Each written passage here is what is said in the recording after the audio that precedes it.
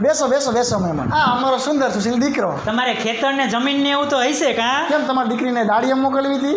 ના ના ના, અમારી છોકરી દાડી બાડી ખેતરે નહીં જાય હો. તો કઈ વાંધો નહીં, 200 વીઘા ખેતરનું. હે દીકરા? ને અમે આવ્યા ત્યારે જોયું તમારે ઘણા ઢોરા હે હો. તો કેમ તમારી છોકરીને વાસીદું કરાવરાવવું હતું? ના ના ના ના, અમારી છોકરી વાસીદું નહીં કરે હો. તો કઈ વાંધો નહીં, ઢોરાને વેચી મારશું. હે દીકરા? ને તમારું ઘર હે મોટું લાગે હે. તો કેમ તમારી છોકરીને પોતું કરાવરાવવું હતું? ના ના, અમારી છોકરી કચરા પોતા કઈ જ નહીં કરે હો. કઈ વાંધો નહીં, તો તમારા છોકરીને ઢોરાના પૂરા ભરવાનો ઘર છે એની અંદર શિફ્ટ કરી દઈશું. હે દીકરા? ના ના, આવડું મોટું ઘર છે ને મારી છોકરી ત્યાં રહેશે. ઓકે કરો. ને તમારું રસોડું મોટું હશે કા? લોકોના ઘર જેવડા હોય ને એવડું તમારું રસોડું હોય. તમારી છોકરી રસોઈ કરી કરીને થાકી જાય છે એટલે તો એમાં સાધનો હોય. ના ભાઈ ના, અમારી છોકરી કઈ રાંધશે નહીં હો. એને ખાલી મેગી આવડે છે, એ સિવાય કઈ જ કામ નહીં કરે. તો હવે એક જ વસ્તુ બાકી રહી. હે દીકરા? જરાક ઊભા થાવ તો. ઊભો થામ.